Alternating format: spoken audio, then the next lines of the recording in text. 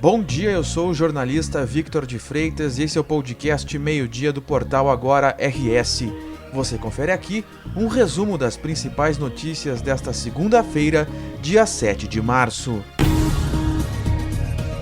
O temporal que atingiu Porto Alegre e cidades da região metropolitana chegou a deixar 190 mil clientes da CE Equatorial sem luz neste domingo.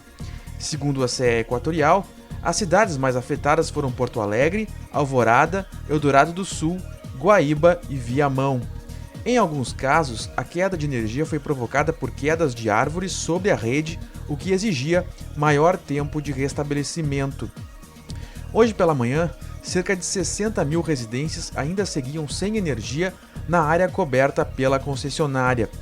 No interior do estado, a RGE, concessionária responsável por boa parte dos municípios, diz ter registrado danos na rede. Os principais incidentes são galhos e objetos que atingiram fios e outros equipamentos. O número de clientes sem luz, no entanto, não foi divulgado. A RGE diz que há clientes sem luz nos vales dos Sinos e do Taquari.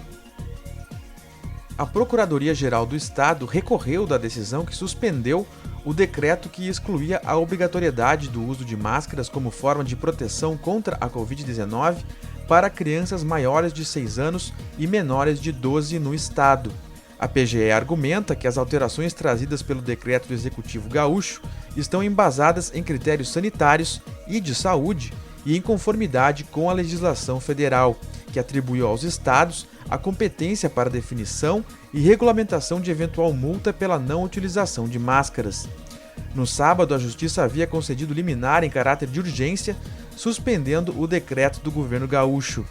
A ação civil pública foi movida pela Associação Mães e Pais pela Democracia e pedia o retorno da obrigatoriedade do uso de máscaras para todas as crianças a partir dos 3 anos de idade, com base na lei nacional que faz essa previsão.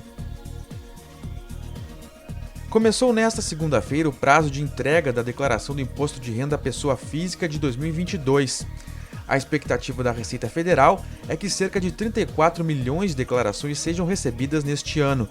Neste ano, o prazo para a declaração vai de 7 de março a 29 de abril.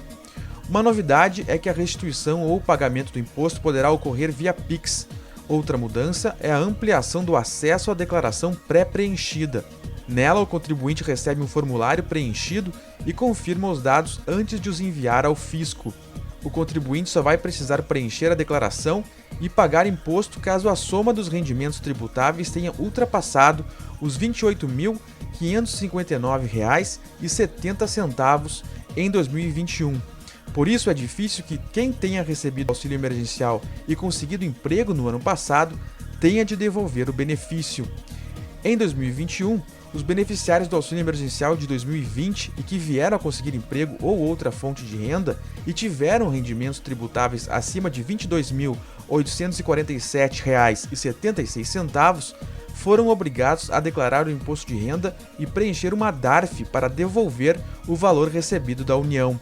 A exigência constava da lei que criou o benefício em 2020.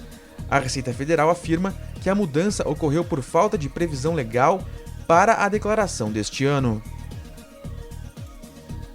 A Rússia anunciou a abertura de 6 corredores humanitários para auxiliar na saída de civis da Ucrânia. No entanto, a maioria dessas rotas tem como destino a própria Rússia e Belarus, país aliado dos russos.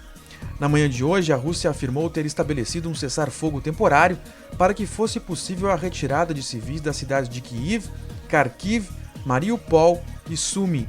Em resposta, o governo ucraniano afirmou que a medida é imoral e que essa solução não é aceitável.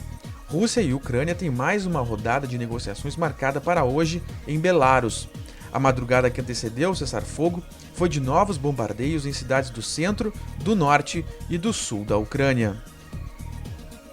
A semana começa com o tempo instável e abafado no Rio Grande do Sul. Há um alerta para chuva forte e temporais isolados no estado. Isso em função de uma frente fria gerada a partir de um ciclone extratropical que se forma entre a costa do Uruguai e do Rio Grande do Sul.